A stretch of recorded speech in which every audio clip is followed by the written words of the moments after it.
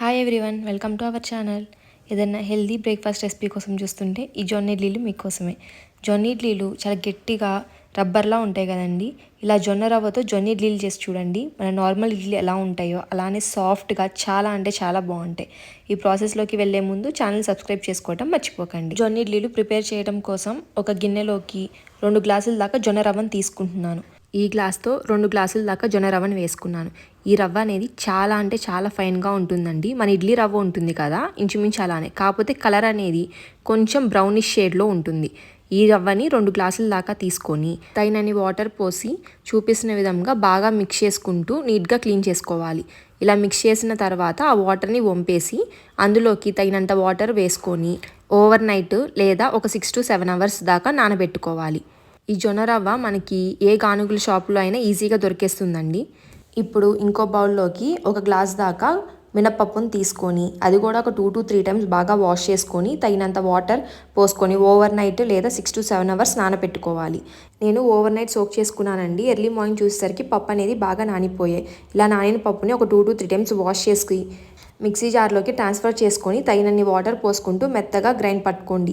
మీకు కావాలనుకుంటే గ్రైండర్లో కూడా తగినన్ని వాటర్ పోసుకొని చూపిస్తున్న విధంగా ఫైన్గా గ్రైండ్ పట్టుకొని ఈ పిండిని పక్కన పెట్టుకుందాం. ఇప్పుడు ఓవర్ నైట్ సోక్ చేసుకున్న జొన్న రవ్వ పిండిని ఒకసారి బాగా వాష్ చేసి అందులోకి మళ్ళీ తగినన్ని వాటర్ పోసుకొని చూపిస్తున్న విధంగా వాటర్ని మొత్తం గట్టిగా ప్రెస్ చేస్తూ రిమూవ్ చేసుకొని మనం ముందుగా గ్రైండ్ చేసి పెట్టుకున్న పిండిలోకి వేసుకోవాలి.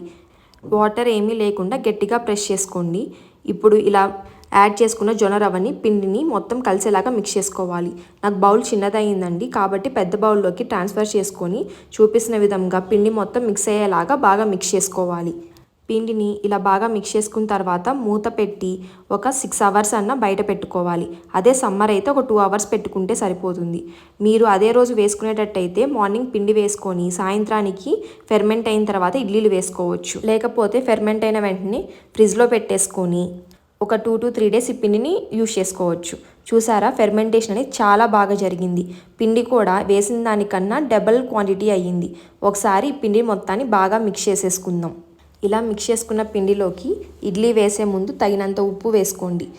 అలానే తగినంత వాటర్ కొద్దిగా పోసుకుంటూ ఇడ్లీ పిండి కన్సిస్టెన్సీ వచ్చేదాకా అడ్జస్ట్ చేసుకోవాలి. ఇడ్లీ పిండి అనేది చూపిస్తున్న కన్సిస్టెన్సీలో మిక్స్ చేసుకున్న తర్వాత ఇక ఇడ్లీలు వేసుకోవడం స్టార్ట్ చేద్దాం.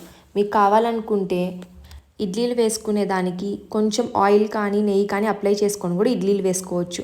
అది చాలా టేస్టీగా ఉంటుంది. నేనేమీ అప్లై చేయలేదండి. ఇడ్లీలు అలానే వేసేసి స్టీమర్ మీద స్టీమ్ పెట్టేసి హై ఫ్లేమ్ మీద ఒక 10 to 15 మినిట్స్ కుక్ చేస్తే సరిపోతుంది. ఇడ్లీలు కుక్ అయ్యలేదో చెక్ చేయడం కోసం ఓపెన్ చేసి మనం చేతితో టచ్ చేసి చూసినప్పుడు మనకి పిండి అనేది చేతికి ఏమీ అవ్వకూడదు. ఇలా ఉంటే ఇడ్లీలు బాగా కుక్ అయిపోయినట్టు.